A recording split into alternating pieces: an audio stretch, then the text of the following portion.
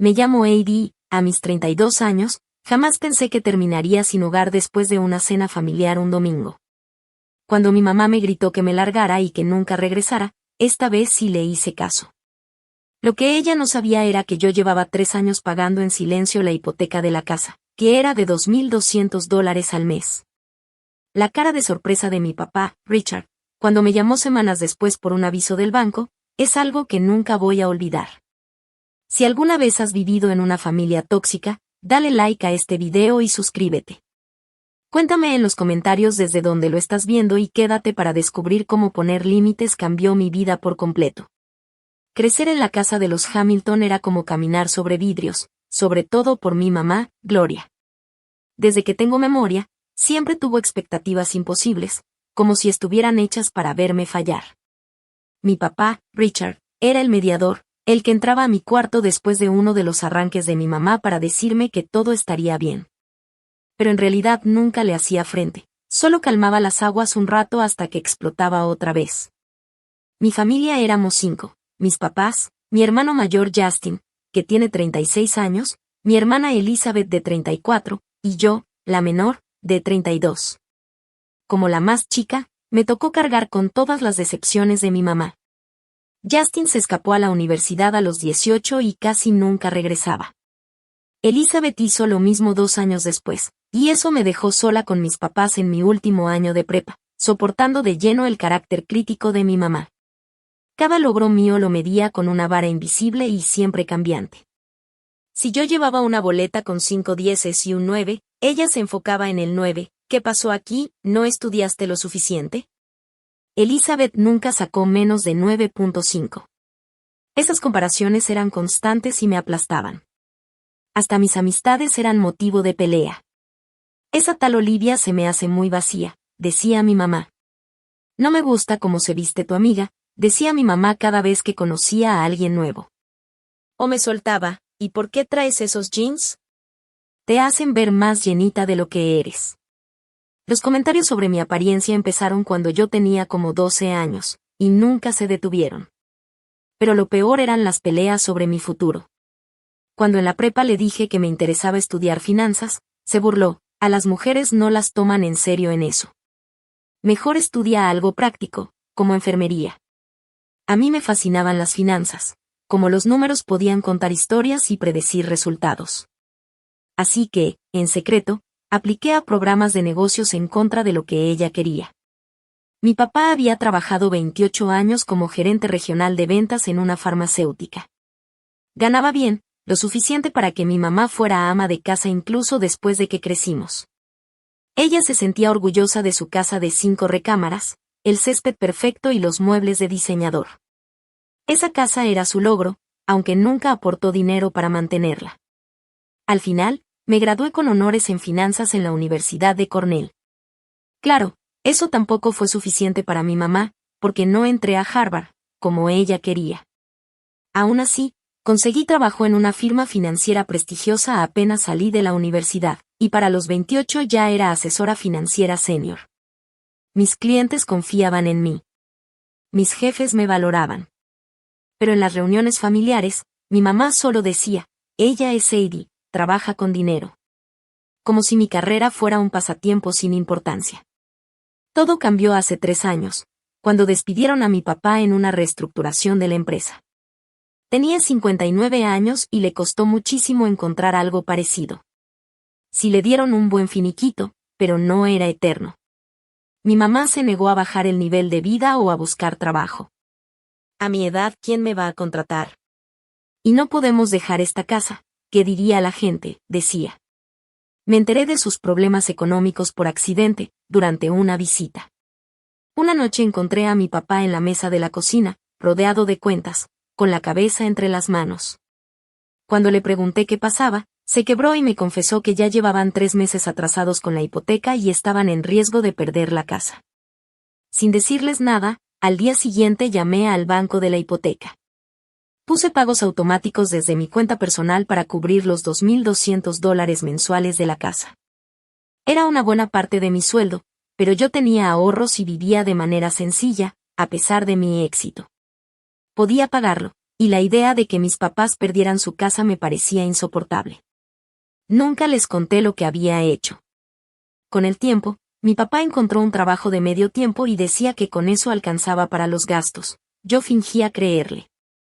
Ahora que lo pienso, debí darme cuenta de que algo seguía mal. Las nuevas tarjetas de crédito que mi mamá sacaba, las evasivas de mi papá cuando le preguntaba por las finanzas, la tensión cada vez más fuerte entre ellos. La casa era grande, de 5 recámaras y 4 baños, en un suburbio elegante de Boston. La cocina la habían remodelado cuando yo estaba en la prepa, con cubiertas de granito y electrodomésticos de acero inoxidable que mi mamá había exigido. En el comedor formal estaba la mesa de caoba donde pasamos tantas cenas tensas de Navidad y Año Nuevo desde que yo era niña. Mi cuarto seguía casi igual desde que me fui, paredes color lavanda y los trofeos académicos en los estantes, como una cápsula del tiempo. A pesar de lo incómodo que era volver, había recuerdos grabados en cada rincón. Las marcas de altura en el marco de la cocina, la abolladura en la pared de la sala cuando Justin lanzó una pelota adentro. La ventana con asiento donde yo pasaba horas leyendo y escapando a mundos donde las familias sí se querían de verdad. Por eso, cada despedida me costaba más de lo que pensaba. Aún así, visitaba a mis papás al menos 2 veces al mes, aunque se me hacía un nudo en el estómago apenas doblaba en su calle. Lo hacía sobre todo por mi papá. Después de perder su empleo, su confianza se vino abajo. Me preocupaba su salud mental, especialmente cuando veía que las botellas de licor de la alacena se vaciaban entre visita y visita. Las señales de alarma estaban por todos lados, y cada vez eran más evidentes. Las críticas de mi mamá se volvieron más hirientes y menos disimuladas. Una vez llevé lasaña casera para cenar, su platillo favorito. Dio una mordida y me preguntó si había usado queso bajo en grasa, porque se notaba la diferencia, y no para bien. Cuando ofrecí ayudar a lavar los trastes, me seguía detrás, volviendo a lavar los mismos platos y suspirando fuerte para que yo me diera cuenta.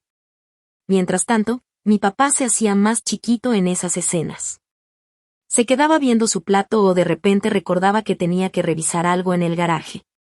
Ese hombre que alguna vez fue mi entrenador de fútbol y un vendedor súper seguro ahora se encogía cada vez que mi mamá levantaba la voz. Incluso empezó a cargar una petaca en el saco. Yo intenté de todo para recuperar una conexión con mi mamá.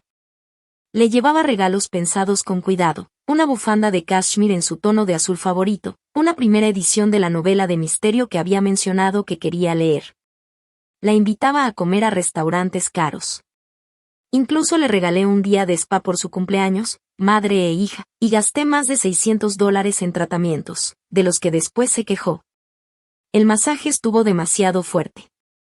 Le dije que bajara la presión, pero ¿tú crees que me hizo caso? Mañana voy a amanecer moreteada, dijo mientras íbamos de regreso a la casa. Y esa facial solo me empeoró la rosácea. No sé por qué dejo que me convenzas de estas cosas. Nada funcionaba. Cada detalle era recibido con crítica o desconfianza.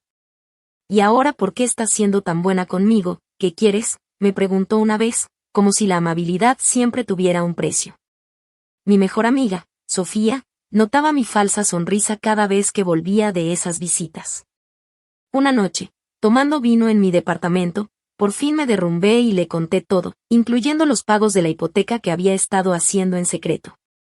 Heidi, cariño, esto no es normal ni sano, me dijo Sofía mientras me servía otra copa. Tienes 32 años, eres exitosa, brillante y hermosa. Y estás dejando que tu mamá te abuse emocionalmente mientras tú sostienes su estilo de vida. Pero son mis papás, protesté, con la voz apenas saliendo. ¿Qué se supone que haga, dejarlos perder la casa? Tal vez deberían perderla, me respondió Sofía sin titubear. Tal vez necesitan un baño de realidad. Tu mamá se niega a trabajar. No quieren vivir con menos. Y mientras tanto tú estás sacrificando tu propio futuro, ¿dónde están tus límites? No tuve respuesta. En mi familia, poner límites era visto como un acto egoísta, sobre todo si venía de los hijos hacia los padres. Mi mamá creía firmemente en el mandamiento de honrarás a tu padre y a tu madre, pero lo interpretaba a su conveniencia. Significaba hacer lo que ellos dijeran sin cuestionar. La presión cultural también pesaba. En mi comunidad, Se esperaba que los hijos adultos cuidaran de sus padres mayores. En la iglesia, en las reuniones vecinales, lo peor que podía ser era el hijo desagradecido que abandonaba a su familia. El hecho de que mis papás apenas tenían poco más de 60 años y podían mantenerse solos y ajustaban su estilo de vida, parecía no importar frente a esas expectativas. Así que seguí con las visitas, con los pagos, con el esfuerzo emocional agotador. Pero empecé a tener ataques de ansiedad la noche antes de verlos, con el pecho tan apretado que apenas podía respirar. Mi terapeuta me sugirió reducir el contacto con ellos, pero la culpa me consumía. ¿Qué clase de hija sería si los abandonaba justo ahora? Lo que no alcanzaba a ver en ese momento era cómo el resentimiento de mi mamá hacia mí iba creciendo al mismo ritmo que mis logros. Cada ascenso, cada reconocimiento de un cliente, cada meta financiera que alcanzaba parecía amargarla más. Ella había dejado una carrera prometedora en bienes raíces para criar hijos, algo que nos recordaba a cada rato. Verme triunfar en lo que yo había elegido, además de estar soltera y sin hijos por decisión propia, contradecía todo lo que a ella le habían enseñado sobre lo que vale una mujer. Y cuando te vas a sentar, se volvió su frase favorita. El trabajo está bien, pero al final lo importante es la familia. Nadie en su lecho de muerte desea haber pasado más tiempo en la oficina. La ironía era que ella misma parecía detestar a su propia familia, aunque nunca lo admitiera. La última señal de alerta llegó 2 semanas antes de que todo se viniera abajo. Un martes en la noche pasé sin avisar y llevé comida de su restaurante italiano favorito. Entré con la llave que me habían dado años atrás y escuché la voz de mi mamá desde la cocina. Ella cree que es muy especial con su trabajo elegante y su departamento de lujo, decía, seguramente hablándole a mi papá. La señorita perfecta siempre presumiendo, ¿cree que no nos damos cuenta? Me quedé congelada en el pasillo, con la bolsa de comida pesándome en los brazos. Gloria, por favor, respondió mi papá con voz cansada. Ella solo está tratando de ayudar. No necesitamos su ayuda, le soltó mi mamá. Antes de que empezara a meterse estábamos bien. Yo la eduqué mejor que esto, para que ahora sea tan condescendiente. Retrocedí en silencio y salí de la casa sin que se enteraran que estuve ahí. Me quedé en el coche como 20 minutos, temblando, antes de poder manejar de regreso a mi departamento. Esa noche llamé a Sofía y lloré hasta quedarme sin voz. Esta vez era diferente, me prometí a mí misma, como ya lo había hecho tantas veces antes. La próxima vez sí me voy a defender. Pero las viejas costumbres pesan, y el miedo a la confrontación me lo habían sembrado desde niña. No sabía que esa próxima vez sería el punto de quiebre para todos nosotros. El cumpleaños 60 de mi papá cayó en un sábado de abril. A pesar de mi ansiedad después de escuchar los comentarios de mi mamá, decidí ir a casa ese fin de semana para celebrarlo. Llevaba una maleta pequeña y una caja de regalo cuidadosamente envuelta, un reloj Rolex para el que había ahorrado durante meses. Era exactamente el modelo que mi papá había visto en una revista años atrás, cuando dijo, tal vez cuando me retire. Pero con la pérdida de su trabajo, ese Rolex se había convertido en un sueño imposible. Yo quería darle algo especial, algo que le levantara el ánimo. La tensión se sintió desde el momento en que llegué. Mi mamá me dio un abrazo frío y enseguida comentó sobre mi cabello. ¡Ay! ¿Otra vez te lo cortaste? Ya estaba agarrando un buen largo. Había tardado meses en dejarlo crecer, pero corregirla solo iba a provocar una pelea, así que me callé. Yo había hecho reservación en un restaurante elegante de cortes finos que a mi papá le encantaba. Pero mi mamá canceló la idea de inmediato. Ya le hice su pot roast favorito. No hay necesidad de gastar en restaurantes carísimos. Así que cenamos en casa, en el comedor formal con la vajilla fina que solo aparecía en ocasiones especiales. La plática fue incómoda. Yo preguntaba por sus amigos, por los vecinos, por el jardín de mi papá, pero cada tema terminaba en alguna queja o crítica. Eso sí, el pot roast estaba delicioso, tengo que admitirlo. Pero la cena se sintió eterna. Mi papá se tomó 4 copas de vino y se fue apagando con cada una. Cuando llegó la hora de los regalos, le entregué nerviosa la cajita azul. Él la abrió despacio, y la expresión en su cara al ver el reloj fue todo lo que yo había esperado: sorpresa, alegría, incredulidad. Lady, no puedo aceptar esto. Es demasiado, balbuceó, aunque ya lo había sacado de la caja y lo giraba entre sus manos. Y claro que puedes, papá. Te lo mereces. Feliz cumpleaños, le dije con firmeza. El rostro de mi mamá se puso duro. ¿Cuánto te costó? Preguntó con tono filoso. Gloria, advirtió mi papá, pero ella lo ignoró. Qué fácil, ¿no? Tener tanto dinero para gastar así. Mientras nosotros contamos los centavos para el mandado. De ahí, la noche se vino abajo. Mi papá trató de calmar las aguas, pero el daño ya estaba hecho. Yo me fui temprano a mi cuarto de siempre y le mandé un mensaje a Sofía. Recuérdame por qué me hago esto a mí misma. Su respuesta llegó al instante. Porque eres una buena persona que ama a su papá. Aguanta. Llámame si me necesitas. A la mañana siguiente me levanté temprano y bajé a preparar café. La casa estaba en silencio. Supuse que mis papás seguían dormidos. Mientras esperaba que se hiciera el café, escuché sus voces viniendo del estudio. La puerta estaba entreabierta y todo se escuchaba claro. No podemos seguir así, Gloria, decía mi papá. Las tarjetas ya están al tope. El impuesto predial vence el próximo mes. Tenemos que decirle. ¿Decirle qué? Chilló mi mamá. ¿Qué estamos fracasando? Eso es justo lo que quiere escuchar, para luego venir a hacerse la salvadora. Eso no es justo. Ella nos ayudaría si supiera. No voy a aceptar caridad de mi propia hija. Ya veremos cómo le hacemos. Estoy trabajando medio turno en una ferretería y gano una fracción de lo que ganaba antes. Tú te negaste a buscar siquiera un trabajo de medio tiempo. Estamos hasta el cuello, Gloria, decía mi papá. Bajaron la voz y tuve que esforzarme para escuchar. El corazón me latía fuertísimo. Estaban peor de lo que yo pensaba, y mi papá lo había estado ocultando, a pesar de que yo ya los ayudaba con la hipoteca. Cuando entraron a la cocina 20 minutos después, yo ya había tomado una decisión. Les iba a ofrecer mi ayuda para hacer un plan financiero, algo sostenible que les permitiera conservar la casa y también su dignidad. Ese era mi trabajo, ayudar a personas en crisis económicas, y podía hacerlo por ellos. Esperé a que estuviéramos sentados con café en la mesa y entonces hablé. Mamá, papá, no pude evitar escuchar parte de su conversación hace rato. Sé que las cosas han estado difíciles desde que papá perdió su trabajo, y quiero ayudar. La cara de mi mamá se puso blanca, y luego roja. ¿Nos estabas escuchando a escondidas? No, estaba en la cocina. Sus voces se oían, respondí, tratando de mantener la calma. Respiré hondo y continué. Miren, yo me dedico a la planeación financiera. Déjenme ayudarles a hacer un presupuesto, quizá buscar opciones para refinanciar la casa. ¿Ahora resulta que necesitamos tu ayuda profesional? Y dijo mi mamá con ese tono peligroso que yo conocía desde niña. ¿Crees que somos unos incompetentes?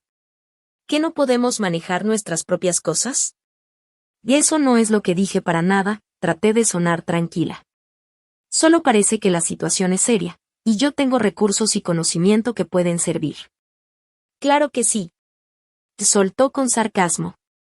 La señorita perfecta, con todas las respuestas. No tienes idea de lo que es el mundo real. A ti te han dado todo en bandeja. La injusticia de sus palabras me dejó helada. Yo había trabajado durante la universidad, me gradué con deudas que pagué con años de presupuestos estrictos. Nada me lo habían regalado, excepto las críticas y los estándares imposibles. Mamá, eso no es cierto y tú lo sabes, respondí con una voz más firme de lo que esperaba. He trabajado muchísimo por todo lo que tengo. Solo estoy tratando de ayudar. No necesitamos tu ayuda, me cortó de inmediato. Y mucho menos tu juicio. No es juicio, es preocupación, insistí. Papá acaba de decir que están hasta el cuello con las deudas. El predial está por vencer, las tarjetas ya no tienen límite. Son problemas serios. Problemas que no son tu asunto. Me gritó. Esto es entre tu padre y yo. Mi papá se quedó callado, viendo fijamente su taza de café. En su muñeca brillaba su nuevo Rolex, ese símbolo irónico de prosperidad que los tres sabíamos que era pura ilusión. Papá, por favor, di algo, le pedí. Él levantó la mirada, con los ojos cansados. Tu mamá está alterada, Heidi. Mejor hablamos de esto en otro momento. Y ahí fue cuando algo dentro de mí se rompió. Después de 3 años pagando su hipoteca, después de décadas caminando sobre cáscaras de huevo, soportando críticas constantes y manipulaciones emocionales, decidí que ya no iba a seguir siendo el saco de boxeo de la familia. No va a haber otro momento, dije con la voz temblando. Este patrón nunca cambia, mamá ataca, papá la justifica, y yo tengo que aguantar porque somos familia. Pues ya estuvo. Mi mamá se levantó tan rápido que la silla se cayó hacia atrás. ¿Cómo te atreves a hablarnos así en nuestra propia casa, después de todo lo que hemos hecho por ti? ¿Y qué han hecho por mí, mamá? Respondí, con un nudo en la garganta. Hacerme sentir insuficiente a cada paso, criticar mi apariencia, mi carrera, mis decisiones de vida, aceptar ayuda económica sin siquiera un gracias. Su cara se torció de enojo. ¿Ayuda económica? ¿De qué hablas? Estuve a punto de soltarlo de la hipoteca, pero algo me detuvo. Sabía que solo le daría más armas para manipularme. De nada. Olvídalo, respondí. No, lo mencionaste. ¿De qué ayuda económica hablas? ¿De las veces que te invitamos a cenar? ¿De los regalos de cumpleaños? ¿Quieres una medalla por hacer lo mínimo que cualquier hija debería hacer? Ese mínimo es exactamente lo que he recibido de ti en lo emocional toda mi vida, le solté, y al instante me arrepentí de tanta honestidad. Era como echarle gasolina al fuego. Mi mamá explotó. Que eres una malagradecida y egoísta. Después de todo lo que sacrifiqué por ti, dejé mi carrera para criarte, dediqué mi vida a esta familia, ¿y así me pagas? Con juicios y faltas de respeto en mi propia cocina. Empezó a enumerar cada uno de mis supuestos fracasos desde que era niña, cada defecto que según ella tenía. Era como escuchar un disco de grandes éxitos de mis carencias, escupidos con veneno. Pero algo en mí había cambiado. Por primera vez escuché sus palabras no como verdades, sino como lo que realmente eran, los gritos desesperados de alguien incapaz de enfrentar su propia infelicidad. Dolía, sí, pero distinto, como una cicatriz vieja a la que le pasan el dedo, no como una herida fresca. Ya no voy a seguir con esto, dije bajito, poniéndome de pie. Voy a empacar mis cosas y me voy a mi casa. Claro. Huyendo como siempre. No puedes con la verdad, se burló. La verdad es que estás enojada y amargada, y descargas todo en mí porque soy tu blanco más seguro, contesté. La verdad es que llevo 3 años pagando tu hipoteca sin decirles nada, porque sabía que iban a reaccionar exactamente así, haciendo todo sobre su orgullo en lugar de aceptar soluciones prácticas. El cuarto se quedó en silencio. El color se le borró del rostro a mi papá. La boca de mi mamá se abrió y se cerró sin emitir sonido. Por primera vez, estaba sin palabras. Entonces mi mamá habló, y su voz fue como hielo. Lárgate, dijo. Pero, empezó mi papá. Ella lo interrumpió. Lárgate de mi casa. Repitió. Vete y no regreses nunca. Si crees que somos una carga, unos fracasos, entonces ya eres libre de nosotros. Ve y vive tu vida perfecta, y déjanos en paz. La miré, luego volteé hacia mi papá, buscando aunque fuera una señal de que me iba a defender, de que quería intentar arreglar lo que estaba roto en esta familia. Pero él bajó la mirada. Está bien, dije simplemente. Subí las escaleras, agarré mi bolsa de viaje casi sin pensar y volví a bajar. Mi mamá estaba en la ventana de la sala, de espaldas. Mi papá seguía parado en el pasillo, sin saber qué hacer. Lady, no lo dice en serio, me susurró. Dale tiempo, se va a calmar. Y si lo dice, contesté. Y por primera vez, la voy a tomar en serio. Salí por la puerta principal y la cerré despacio detrás de mí.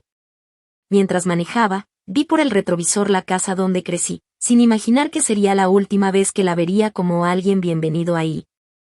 El camino de 40 minutos desde la casa de mis papás en los suburbios hasta mi departamento en la ciudad se me pasó como en niebla. Apreté el volante tan fuerte que los nudillos se me pusieron blancos. No lloré, no grité. Solo manejé, vacía, como si alguien más estuviera moviendo mi cuerpo. Cuando llegué, me quedé casi una hora dentro del carro, estacionada afuera, sin fuerzas para entrar.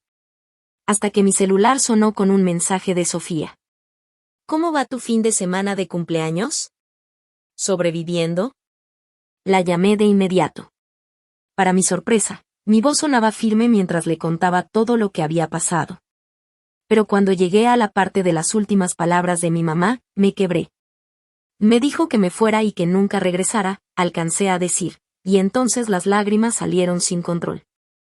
¿Dónde estás?, preguntó Sofía, preocupada. En mi carro, afuera de mi edificio. Voy para allá. No te muevas. 20 minutos después llegó con una botella de vino y una bolsa de la deli de la esquina. Me vio todavía sentada en el coche, abrió la puerta del copiloto y se subió conmigo. Primero un abrazo, luego comida, después vino, y ya veremos cómo lo resolvemos, me dijo, abrazándome fuerte. Esa noche dormí en el sillón de Sofía, porque no podía quedarme sola con mis pensamientos. El domingo se quedó conmigo, y hasta habló para faltar al trabajo el lunes. Para el martes, no me quedó de otra más que regresar al mío. Aunque apenas podía con mi vida, seguía trabajando con mis clientes con la misma cara profesional de siempre, fingiendo que todo estaba bien, aunque por dentro me estaba desmoronando. La primera semana mi papá me llamó varias veces. No contesté ninguna. Dejé que todas sus llamadas se fueran al buzón de voz. Sus mensajes eran vagos. Por favor, llámame, Heidi. Necesitamos hablar. Ni una disculpa, ni un reconocimiento de lo que había pasado. Solo otra vez pidiéndome que yo fuera la que arreglara las cosas, como lo había hecho toda mi vida. De mi mamá no recibí ni una sola llamada. Después de 10 días en ese limbo emocional, pedí una cita con una colega asesora financiera para hablar de mi situación. Durante 3 años había estado pagando $2,200 al mes para la hipoteca de mis papás. En total, casi $80,000. Dinero que pude haber usado en mi propia casa, en mi retiro o simplemente para disfrutar un poco más de la vida. Legalmente no tienes ninguna obligación de seguir pagando, me dijo Diane, mi colega. La hipoteca está a nombre de ellos. Tú no firmaste como aval. En realidad lo que has hecho es un regalo. ¿Y qué pasa si dejo de pagar?, pregunté. Que ellos recibirán avisos de falta de pago. Y si no logran cubrirlo, podría empezar un proceso de embargo. Pero Heidi, eso no es tu responsabilidad. Ese mismo día cancelé los pagos automáticos. Sentí miedo, pero también una libertad enorme, como si cortara un lazo que me unía y al mismo tiempo me tenía atada. El siguiente paso fue buscar un lugar propio, un hogar permanente y no solo los departamentos rentados en los que había vivido desde la universidad. Con ese dinero libre, ahora podía pensar en un condominio o una casita en colonias que antes me parecían imposibles. 2 semanas después de la pelea, di el enganche para un condominio de 2 recámaras en una vieja casa victoriana remodelada. Tenía ventanas de arco, pisos de madera y, lo más importante, era mío. Nadie podría decirme que me fuera. Nadie podría hacerme sentir que no era bienvenida en mi propio espacio. En esos días también empecé terapia con la doctora Martínez, especialista en trauma familiar. Desde la primera sesión me sacudió. Lo que describe suena a toda una vida de abuso emocional, me dijo después de que le conté mi infancia y lo reciente. Tu mamá muestra conductas narcisistas muy claras, y tu papá es lo que llamamos un facilitador. Pero no siempre es mala, protesté casi en automático. A veces puede ser cariñosa, sobre todo cuando hago exactamente lo que ella quiere. Ese es parte del ciclo del abuso, me explicó la doctora. Esos momentos de aparente cariño te mantienen con la esperanza de que las cosas cambien. Te hacen regresar. Pero dime, ¿de verdad ha cambiado algo en lo fundamental? Tuve que admitir que no. Los buenos momentos solo eran pausas entre tormentas, nunca significaban un cambio real ni una verdadera sanación. Con la terapia empecé a ver patrones que antes nunca había notado. Como mi mamá inventaba crisis para jalarme de regreso justo cuando yo intentaba ser independiente. Cómo me hacía dudar de mí misma antes de eventos importantes en mi vida. Cómo ponía a la familia unos contra otros para mantener el control. ¿Y qué pasa con los pagos de la hipoteca? Le pregunté a la doctora Martínez en nuestra tercera sesión. ¿Yo estaba siendo cómplice al pagar sin decirles? Ella se quedó pensando un momento antes de responder. Tu intención fue ayudar, pero mantenerlo en secreto les impidió enfrentar la realidad. Le permitió a tu papá evitar tomar decisiones y a tu mamá seguir negando la situación. Ese pensamiento me dolió. Entonces estuve mal en ayudarlos. No estuvo mal, me aclaró. Lo hiciste por amor y preocupación. Pero a veces, ayudar de esa manera termina dañando a largo plazo. La verdadera ayuda hubiera sido trabajar con ellos para que aprendieran a ser independientes, no mantenerlos dependientes de ti. Lo más difícil de esas semanas fue aprender a quedarme con la culpa sin dejar que me dominara. Cada vez que pensaba que mis papás podían perder la casa, mi primer instinto era rescatarlos, sacrificarme otra vez por ellos. La doctora me ayudó a entender que esa reacción era un reflejo condicionado, no una obligación moral. Tus papás son adultos y tomaron sus propias decisiones, me recordó. Tu papá decidió no buscar un trabajo digno después de que lo despidieron. Tu mamá decidió no trabajar ni ajustar su estilo de vida. Son decisiones, no circunstancias impuestas. Pero por mucho que los extrañara, no iba a destruirme en el intento de quererlos. Esa era la frontera que por fin estaba aprendiendo a poner. Exactamente 3 semanas y 2 días después de haber salido de la casa de mis papás, sonó mi celular con el número de mi papá mientras yo estaba en el trabajo.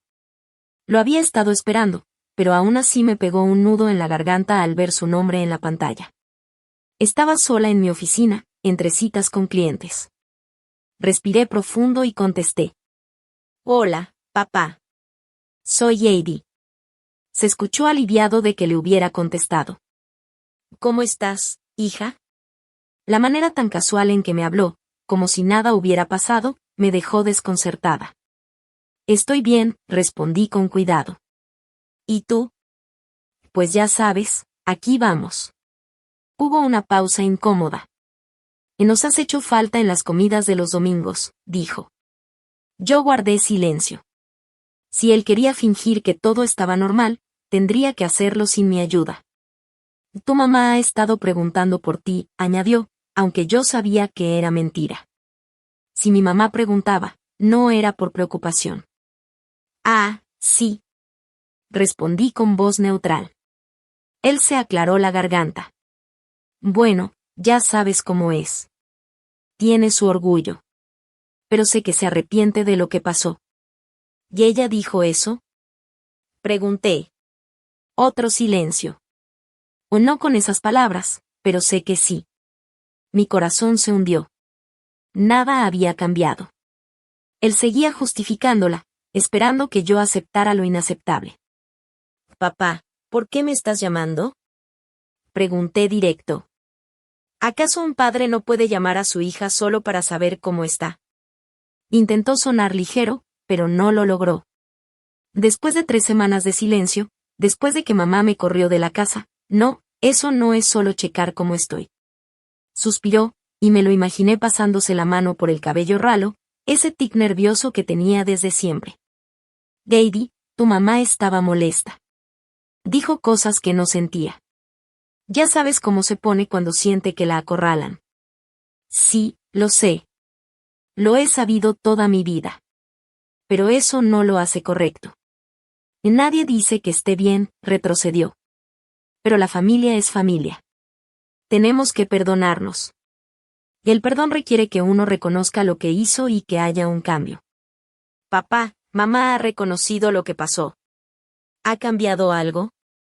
El silencio del otro lado de la línea me dio toda la respuesta que necesitaba. Eso pensé, dije en voz baja. Es tu madre, Heidi. Te quiere, a su manera. Su manera es lastimándome, respondí. Siempre ha sido así. Hubo otra larga pausa.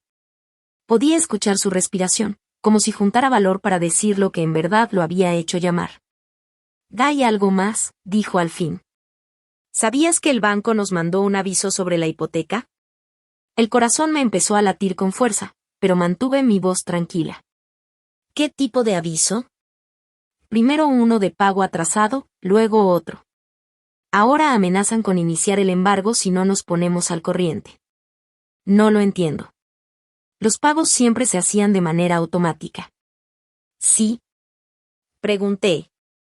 «Y claro, por los últimos 3 años. Desde que se detuvo, y pude sentir cómo empezaba a caerle el 20. «Heidi, ¿qué quisiste decir cuando mencionaste que tú habías estado pagando la hipoteca?». Había llegado el momento de la verdad. Parte de mí quería evadir la respuesta para protegerlo de lo mucho que había sacrificado mientras ellos me daban por hecho. Pero ya estaba cansada de secretos y de encubrir. Quise decir exactamente eso. «Papá, yo he estado pagando su hipoteca, $2,200 cada mes, durante los últimos 3 años. Por eso siempre aparecía pagada, sin importar su situación económica». El silencio que siguió fue abrumador. «Eso no puede ser», dijo al fin, con la voz débil. «Nosotros lo habríamos sabido». «¿Cómo? Nunca revisaron los detalles del pago, ¿verdad?». El estado de cuenta del banco solo mostraba que el pago estaba recibido. «Ustedes asumieron que salía de sus cuentas». «Pero, ¿por qué lo harías? ¿Cómo podías costearlo?». Balbuceó. «Porque gano bien, papá. Ese trabajo que tú y mamá siempre despreciaron como mi empleo elegante. Vivía en un depa más chico de lo que podía pagar, manejaba un carro viejo, limitaba mis gastos, todo para ayudarles a conservar su casa. Porque los quería y no soportaba la idea de verlos perderlo todo». «¿Y por qué no nos dijiste nada?». Ahora su voz sonaba con dolor y confusión. «Porque sabía que mamá reaccionaría exactamente como lo hizo cuando intenté ayudarles de frente. Lo vería como un ataque a su orgullo y a sus capacidades, en lugar de lo que era, una hija que ama a sus padres». 3 años, repitió, tratando de asimilarlo. «Eso es, más de $70,000. 79,200, para ser exacta», confirmé. Heidi no tenía idea. «Yo le había dicho a tu madre que había encontrado trabajo de consultoría independiente para cubrir los gastos. Me daba demasiada vergüenza admitir que a mis 60 años estaba acomodando cajas en un súper». Esa confesión me rompió el corazón. Mi padre, tan orgulloso y exitoso antes, reducido a inventar historias para no perder su dignidad. «Papá, no hay vergüenza en un trabajo honesto. La verdadera vergüenza está en no querer enfrentar la realidad». «Entonces, ¿ya no estás pagando la hipoteca?», preguntó con voz bajita. «Sí», respondí sin rodeos. Cuando mamá me dijo que me largara y que nunca regresara, lo tomé en serio. «Todo». «Pero la casa», empezó a decir. «No es mi responsabilidad», lo interrumpí con firmeza. «Nunca lo fue. Ustedes y mamá tienen que tomar decisiones difíciles ahora. Vender la casa que no pueden pagar. Conseguir trabajos que cubran sus gastos reales. Hacer un plan de retiro que sí sea sostenible. Todo eso se los ofrecí antes, y mamá me echó de la casa». «Ella nunca aceptará vender», dijo, con un tono de pánico. «Entonces que se consiga un trabajo, o tú uno mejor, o los dos». «Pero, papá, yo ya no puedo seguir quemándome para mantenerlos calientes». «Entiendo», dijo, aunque no estaba segura de que de verdad lo hiciera. «Lo que hiciste por nosotros, no sé ni qué decir». «No tienes que decir nada. Solo entender que las cosas tienen que cambiar. Yo no voy a regresar a la misma dinámica de antes. Ya no voy a ser el chivo expiatorio de la familia». «Y claro que no», contestó rápido. «Hablaré con tu madre. Haré que entienda». Casi me reí de la idea de que él pudiera hacer que mi mamá entendiera algo que no quería aceptar. Suerte con eso, pensé. «¿Podríamos vernos para hablar de todo esto en persona?», preguntó con un dejo de esperanza. Pensé en negarme. La sola idea de enfrentarme a cualquiera de los dos tan pronto me revolvía el estómago. Pero también sabía que los límites escritos eran más claros que los que nunca se decían. Y no en la casa, dije con firmeza. Te veré en el Riverside Café el jueves a mediodía. Solo tú. No, mamá. Todavía no estoy lista para verla. Aceptó de inmediato, agradeciéndome una y otra vez antes de colgar. Cuando la llamada terminó, me quedé sentada en mi escritorio temblando. Al fin había dicho la verdad, y el mundo no se había acabado. De hecho, por primera vez en años, sentí que podía respirar. El jueves llegué 20 minutos antes al Riverside Café y escogí una mesa en la esquina de atrás, desde donde podía ver la puerta. Me había preparado para esa reunión como si fuera una presentación importante para un cliente. La doctora Martínez y yo habíamos practicado posibles escenarios. Escribí mis límites y los ensayé en voz alta, clara y tranquila. Recuerda, tú no eres responsable de sus emociones ni de sus reacciones, me había aconsejado en nuestra sesión de emergencia del día anterior. Solo eres responsable de comunicar tus necesidades y límites con claridad. Mi papá llegó exactamente a la hora, pero parecía como si hubieran pasado años desde la última vez que lo vi. Tenía los hombros caídos, la cara más delgada. El Rolex que yo le había regalado ya no estaba en su muñeca, y pensé si quizá ya lo había empeñado. Gady, dijo con un alivio visible, como si hubiera temido que no me presentara. Gracias por verme. Asentí y le señalé la silla frente a mí. Pedimos café y, en cuanto el mesero se fue, cayó entre nosotros un silencio incómodo. ¿Cómo has estado?, preguntó con cautela. He estado reflexionando mucho, respondí, esquivando la cortesía. Sobre nuestra dinámica familiar, sobre mi papel en todo eso y sobre lo que quiero de aquí en adelante. Él asintió mirando su taza. Yo también he estado pensando, dijo. Cuéntame, lo animé. Respiró hondo. Quiero empezar pidiéndote perdón.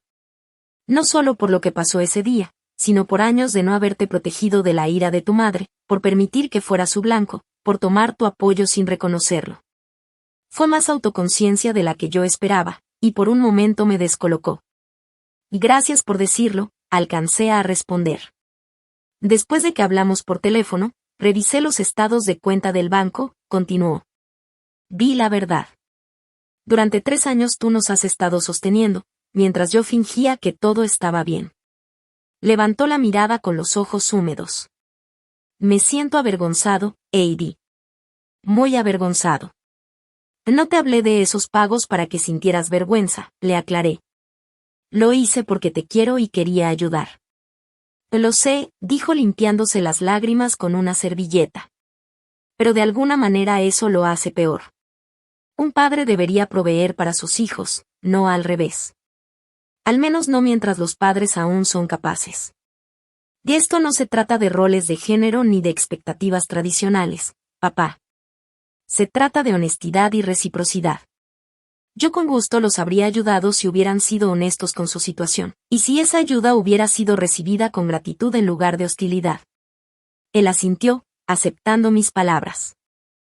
Tu madre y yo hemos tenido conversaciones muy difíciles desde tu llamada. Me lo imagino, dije con frialdad. Al principio no me creyó lo de los pagos de la hipoteca, continuó mi papá. Me acusó de inventarlo para manipularla. Suspiró. Tuve que mostrarle los estados de cuenta, las fechas de los pagos, el número de la cuenta de donde salía el dinero. Y lloró, dijo simplemente. No veía a tu madre llorar desde que murió su papá. No supe cómo sentirme. Una parte de mí, la niña herida, se sintió reivindicada. Otra parte se sintió triste de que todo hubiera llegado a ese punto. ¿Dijo algo sobre cómo me trataba?, pregunté. Él dudó. Con esa parte está batallando. Se siente humillada, y eso le dificulta reconocer su comportamiento. Su humillación no borra mi dolor, dije con firmeza. No, no lo borra, aceptó.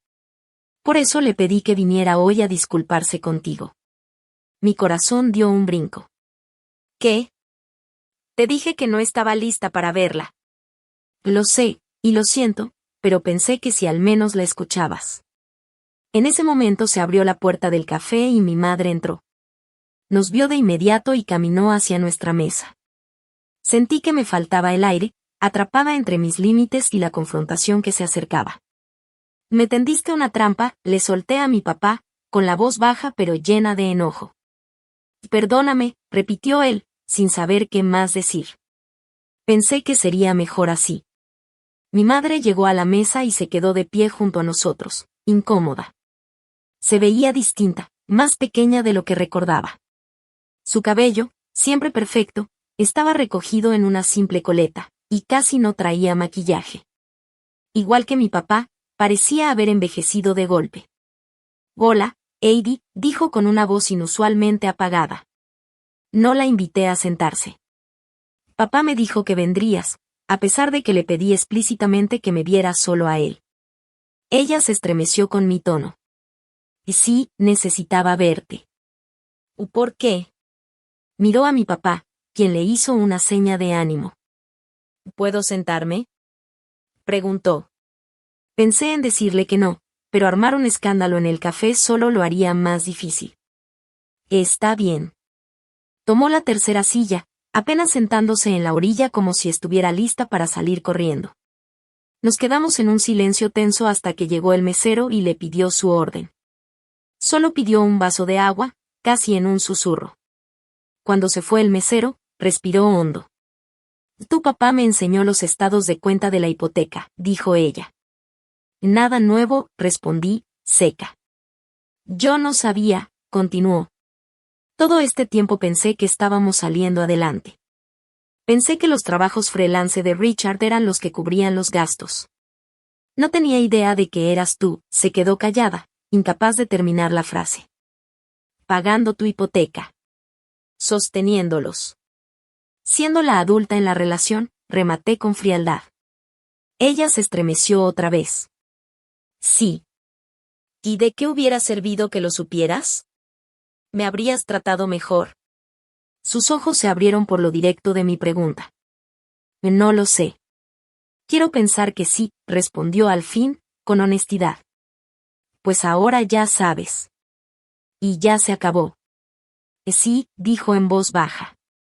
El banco nos dio 30 días para ponernos al corriente con los pagos o van a empezar el proceso de embargo.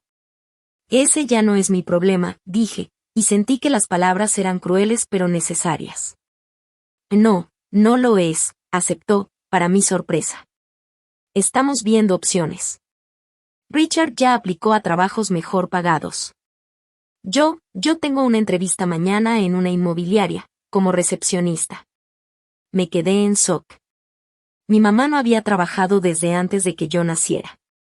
Toda su identidad estaba en ser ama de casa, mantener la casa perfecta y dar cenas impecables. Es un comienzo, admití, pero no va a alcanzar para salvar la casa. Lo sé, dijo, derrotada. Ya hablamos con una agente de bienes raíces. Vendrá la próxima semana a evaluar la propiedad. Volteé a ver a mi papá, que asintió confirmando. Es la única opción sensata, dijo él. Debimos hacerlo hace 3 años, cuando perdí mi trabajo. Y sí, debieron, coincidí. Mi mamá retorcía las manos sobre su regazo. Lady, sé que una disculpa no es suficiente. Lo que te dije ese día, y muchos otros antes, no tiene justificación. No, no la tiene, contesté, sin facilitarle las cosas. Fui cruel contigo. He sido cruel durante años, su voz se quebró. Me repetía a mí misma que era por tu bien, que solo quería que fueras lo mejor posible. Pero la verdad es que, estaba celosa. Esa confesión me dejó sin palabras. Dejé mi carrera para criar a mis hijos. Era lo que se esperaba de las mujeres de mi generación. No me arrepiento de tenerlos, pero sí me arrepiento de haberme perdido a mí misma en el proceso. Y cuando tú empezaste a tener éxito, a ser tan independiente, a lograr lo que yo había renunciado, sacudió la cabeza. Era más fácil criticarte que enfrentar mis propios arrepentimientos. Fue lo más consciente que le había escuchado decir a mi madre en toda mi vida. Una parte de mí quería abrazar esa vulnerabilidad, correr hacia la reconciliación. Pero la parte más sabia de mí, la que había estado trabajando con el doctor Martínez, sabía que un momento de claridad no borraba décadas de daño. Agradezco tu honestidad, dije con cuidado. Pero necesito que entiendas que nuestra relación no puede volver a ser la de antes. Ya no voy a ser tu saco de boxeo emocional. No voy a sacrificar mi estabilidad financiera por su comodidad. Y no voy a aceptar críticas disfrazadas de preocupación. Entiendo, respondió ella en voz baja. ¿De verdad entiendes? Porque estos son límites que ya no son negociables para mí. Si no los respetan, entonces no habrá relación. Mi papá estiró la mano sobre la mesa hacia la mía, pero se detuvo antes de tocarme. Queremos hacerlo mejor, Heidi. Los dos. Queremos reconstruir lo que rompimos, si nos das esa oportunidad. Los miré a ambos. Mis padres, con todos sus defectos, tan humanos como yo. No puedo prometer nada ahora. Todavía estoy procesando todo lo que pasó, no solo ese día, sino durante toda mi vida. Necesito tiempo y espacio. Por supuesto, lo que necesites, dijo mi papá de inmediato. Y quiero que consideren terapia, agregué. Individualmente y como pareja. Aquí hay problemas que van mucho más allá del dinero. La boca de mi mamá se tensó por reflejo, pero al final asintió. Así eso es lo que se necesita. Es un inicio, dije. Luego añadí, en cuanto a la casa, no puedo ni voy a retomar los pagos. Pero sí puedo ayudarlos a crear un plan financiero para ajustarse. Puedo conectarlos con recursos para buscar trabajo. Puedo darles consejos sobre opciones de retiro. Eso es lo que puedo ofrecer. Es más de lo que merecemos, dijo mi papá en voz baja. No se trata de merecer, respondí. Se trata de lo que estoy dispuesta y puedo dar, cuidando también de mí misma. Hablamos otra hora, ya más en lo práctico, sobre el valor de las casas en su colonia, sobre el currículum y las habilidades de entrevista de mi papá. Sobre qué tamaño de casa realmente podrían pagar con sus ingresos reducidos. Fue la conversación más adulta que habíamos tenido jamás, sin manipulación emocional, sin lágrimas, sin chantajes. Al levantarnos para irnos, mi mamá dudó un momento y luego preguntó. ¿Estaría bien si te llamo, solo para saber cómo estás de vez en cuando? Mándame un mensaje primero, respondí. Pregunta si tengo tiempo para hablar. Respeta si te digo que ahora no, le pedí. Ella asintió, aceptando ese límite. Lo haré. Nos despedimos sin abrazos ni promesas, solo con un pequeño reconocimiento de que quizá algo nuevo era posible, aunque lo viejo ya estaba perdido para siempre. Mientras manejaba de regreso a casa, me sentí más ligera que en semanas. No estaba completamente sana ni completa, pero sí avanzando en la dirección correcta. Por primera vez en mi vida me había mantenido firme en mi verdad y en mi valor, y el mundo no se había acabado. Al contrario, parecía que apenas estaba empezando. 6 meses pueden cambiar todo, o no cambiar nada. En mi caso, lo cambiaron casi todo. Mi nuevo depa se volvió realmente mío, de una manera que mis apartamentos anteriores nunca lo fueron. Pinté una pared de la sala de un color turquesa brillante que siempre había querido. Planté hierbas en mi pequeño balcón. Adopté un gato, un tabby naranja y muy elegante al que llamé Leo, que me recibía en la puerta cada tarde y dormía pegado a mí cada noche. Mi carrera siguió creciendo, ahora que mi energía mental ya no estaba consumida por el drama familiar. Me descubrí más creativa en la planeación financiera, más presente con mis clientes, más innovadora en mis estrategias de inversión. Me ascendieron a asesora senior, con mi propio equipo, un aumento considerable y más flexibilidad. El Dr. Martínez y yo seguimos con nuestras sesiones semanales, que después pasaron a ser cada 2 semanas, porque ya tenía límites emocionales más fuertes y formas más sanas de lidiar con las cosas. Los ataques de pánico desaparecieron por completo. Las pesadillas con las críticas de mi mamá se fueron desvaneciendo. Y ese constante murmullo de ansiedad en el fondo, por fin se cayó. Has hecho un trabajo increíble, me dijo el Dr. Martínez en una sesión que marcaba 6 meses desde que empezamos. Mucha gente pasa años, incluso décadas, intentando liberarse de los patrones tóxicos de la familia. Tú has avanzado muchísimo en un tiempo relativamente corto. A mí no me parece corto, le contesté. Han sido los 6 meses más largos de mi vida. El crecimiento duele, asintió él. Pero no solo sobreviviste a este tiempo, te transformaste en el proceso. Mi relación con mis papás fue cambiando despacio, con pasos cuidados hacia adelante y de vez en cuando pasos hacia atrás. Mi papá consiguió un puesto como gerente de ventas en una empresa más pequeña, ganando más o menos el 60% de lo que antes ganaba, pero con mucho menos estrés y más reconocimiento. Aún con el ajuste económico, se le veía genuinamente más feliz. Para mi sorpresa, mi mamá no solo aceptó el trabajo de recepcionista, sino que además le fue muy bien. En menos de 3 meses organizó la oficina de tal manera que le ofrecieron pagarle la licencia de bienes raíces. A los 63 años, estaba retomando la carrera que había dejado hace 40 años por casarse y ser mamá. Los agentes más jóvenes me piden consejos, me contó en una de nuestras llamadas de domingo. Dicen que los clientes confían en mí porque tengo experiencia de vida. El orgullo en su voz era algo nuevo, algo ganado de verdad y no fingido. Y le quedaba bien. Vendieron la casa colonial en los suburbios y con la ganancia pagaron las deudas de las tarjetas y dieron el enganche para un adosado de 2 recámaras más cerca de la ciudad. Era 1/3 del tamaño de la casa anterior, pero requería mucho menos mantenimiento y se ajustaba a su nuevo presupuesto. No extraño tanto la casa grande como pensé, me confesó mi papá un día que salimos a comer. Tantos cuartos que nunca usamos, tantas cosas que nunca necesitamos. Se siente bien simplificar. El cambio más grande, sin embargo, fue que mi mamá empezó a ir con una terapeuta. No fue porque yo se lo pidiera, fue decisión suya después de quebrarse un día en el trabajo cuando llegó una clienta con su hija que se parecía a mí de niña. De repente las vi a ustedes dos, como cuando tú estabas chiquita, me explicó. Antes de que me volviera tan crítica, cuando todavía me veías con total confianza, y me cayó el 20 de cuánto había destruido.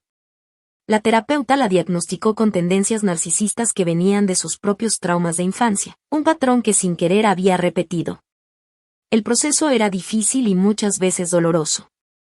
Había sesiones después de las cuales me llamaba con la voz desgastada de tanto llorar, para pedirme perdón por cosas específicas de mi niñez que apenas estaba reconociendo como dañinas. Yo aceptaba esas disculpas con cuidado, sin apresurarme a perdonar, pero tampoco guardando rencor. El doctor Martínez me ayudó a entender que perdonar es un proceso, no un solo acto, y que en realidad es más para mi paz que para darle absolución a ella. Nuestra nueva relación se fue construyendo con más comunicación clara y con límites firmes. Los visitaba en su casa nueva solo una vez al mes, no más. Hablábamos por teléfono cada semana, pero si la conversación se ponía negativa o cansada, ya me sentía libre de colgar. Dejé de decir que sí a todo. Dejé de sentirme responsable de su felicidad o su seguridad. Lo raro, comentó mi papá en un momento de lucidez. Ahora que ya no nos cargas encima, me dijo mi papá, hemos aprendido a valernos por nosotros mismos. Nos ha hecho bien, aunque el proceso dolió. La lección más dura para todos fue entender la diferencia entre ayudar y solapar. Yo seguía dando consejos financieros profesionales, pero ya no pagaba sus cuentas. Celebraba sus logros, pero no los rescataba de las consecuencias de sus decisiones. Los quería, sí, pero sin sacrificarme en el camino. Conforme el verano se convirtió en otoño y el otoño en invierno, me sorprendía pensar en cuánto había cambiado todo en menos de un año. La Navidad pasada había sido tensa, con regalos caros en la enorme casa, todos fingiendo que éramos la familia perfecta. Esa Navidad, en cambio, sería sencilla, en su casa modesta, con regalos hechos a mano y conversaciones sinceras. Lo que aprendí, le conté a Sofía mientras cenábamos en mi departamento, es que ponerme de pie por mí misma no destruyó a mi familia. La transformó en algo más auténtico. Les diste la oportunidad de crecer al negarte a quedarte chiquita, me dijo con sabiduría. Exacto. Y me di permiso de vivir mi propia vida, no la que mi mamá había escrito para mí. Ese guión siempre terminaba conmigo casada con un hombre exitoso, viviendo en una casa como la suya, con hijos destinados a repetir el mismo ciclo. En cambio, yo estaba construyendo otra historia, una donde el éxito se medía en paz y no en posesiones, donde las relaciones se basaban en el respeto mutuo y no en la obligación, donde amar no significaba sacrificarme. La ironía era que, al poner esos límites, al negarme a seguir pagando la hipoteca y a sostener un estilo de vida insostenible, terminé ayudando a mis papás a encontrar su propia fuerza e independencia. Mi mamá estaba más feliz trabajando que en todos los años que fue ama de casa. Mi papá estaba redescubriendo intereses y amistades que había dejado de lado por la presión de su carrera. Y nosotros, cada quien a su manera, finalmente estábamos creciendo. A veces, el acto más grande de amor no es sacrificarlo todo, sino permitirle a los demás la dignidad de enfrentar la realidad. A veces, las familias más fuertes no son las que nunca se quiebran, sino las que aprenden a reconstruirse de una manera distinta después de romperse. Y muchas veces, la sanación más profunda llega solo después de decir en voz alta las verdades más dolorosas. Si tú también te has visto en una situación parecida, atrapado en dinámicas familiares dañinas o cargando con responsabilidades que no son tuyas, espero que mi historia te dé un poco de ánimo. Poner límites no es ser egoísta. Es necesario para tener relaciones auténticas. Amar a alguien no significa sacrificar tu bienestar por el suyo. Puedes honrar a tu familia y, al mismo tiempo, honrarte a ti mismo. Me encantaría leer en los comentarios tus experiencias con los límites familiares o la independencia financiera. ¿Alguien más ha descubierto que al dar un paso atrás en realidad ayudó a que sus seres queridos se hicieran más responsables? Tu historia podría ser justo lo que alguien necesita escuchar hoy.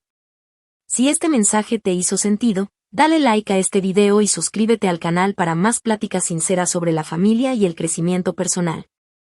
Compártelo con alguien que quizá esté pasando por lo mismo. Gracias por escuchar, y recuerda, el amor verdadero eleva, no disminuye. Cuídense mucho, y cuiden también a los suyos. Con el paso de los meses me di cuenta de que ya no era la misma persona que había empezado todo este proceso. Había aprendido a poner límites, a reconocer mis heridas, pero también a reconocer mi valor. Y lo más sorprendente fue que, al cambiar yo, también cambió mi relación con mis padres.